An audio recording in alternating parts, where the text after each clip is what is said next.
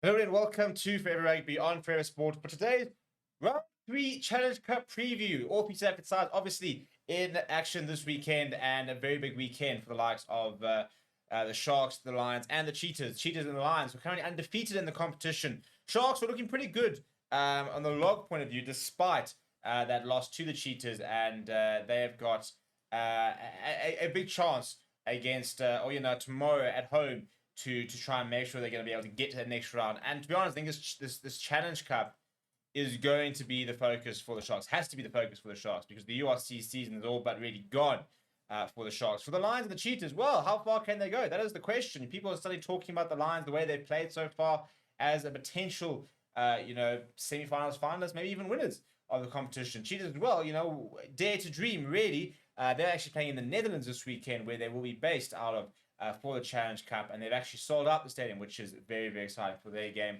against Power Rugby, whilst the Lions are over in France as well and will take on Montpellier, who currently top their table. So before you look at the three sides that have been named for the respective unions, please do smash like on the video. Please do subscribe to the channel as well. We'll start with the Sharks, who are at home tomorrow.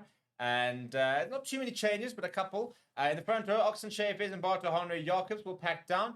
There is a change in the second row with Evan Etzebeth dropping down to the bench. Corne Roll will start next to Cabran Krobler, and Etzebeth will be used as an impact player in the second half on the back of a very impressive man of the match performance in the Lions or against the Lions in the URC last weekend.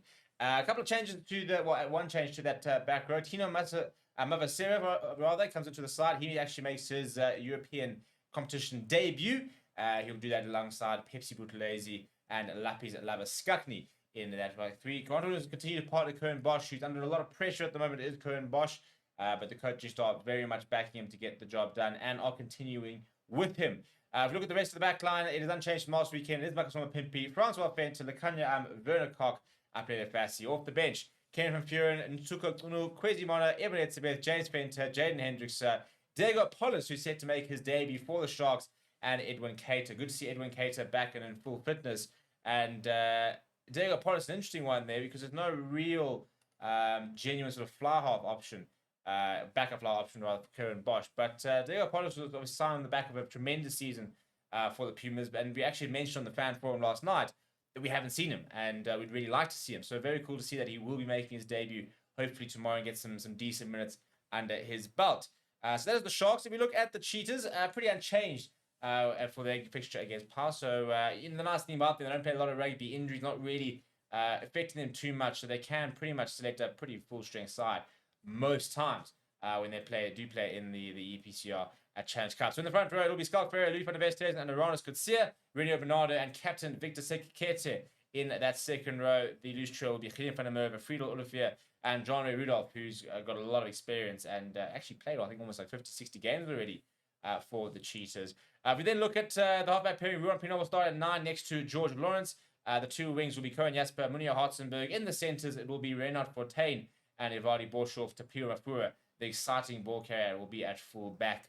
Off the bench, though, it will be Marco Jans van Rensburg, Alaluto Tsakweni, Henkes van Veek, Carl Wagner, the experienced, Daniel Martin, Siva Bowman, a 6-2 split, Rian Kriya, and Ali Imgajima, the two solid backline players there. Reinhard Fortain, a player that can slot into that number 10 jersey if needed. And it'll be interesting to sort of see how they go. I mean, Powell said a very much a second string side to play against the Sharks. It'll be interesting to see the quality of players that they do unleash on the Cheetahs this weekend. And then finally, on Sunday, we've got Lions versus Montpellier, top of the table clash.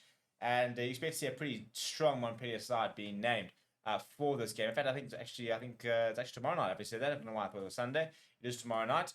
And very much a rotated Lions side who don't really need to win this game to go through. If they can just focus on winning that last game, which is Ospreys at home, they should go through quite comfortably. And, that win against Perpignan, giving them that sort of that cushion and the opportunity to rotate. So if you look at the front row there, Morgan Nordia, Jakob Asaki will captain the side, and Conrad van Furen, who made his move from the Cheetahs. Etienne Oosthuizen will get an opportunity to start next to Darren Landsberg. JC Pretorius on the back of a couple of good cameos gets a start. He's next to Eisen Esterhazen and Henry Sergil, who switches to that number 8 role. Youngster Nico Stein will partner Jordan Hendricks, so he looked pretty good off the bench against the Sharks last weekend.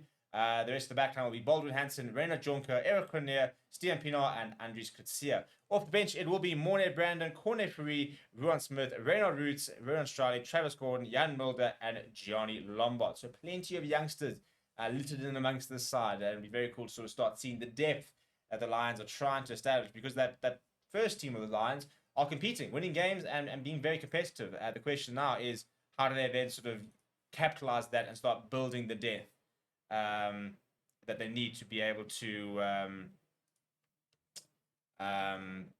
compete across all various competitions and at the highest level consistently.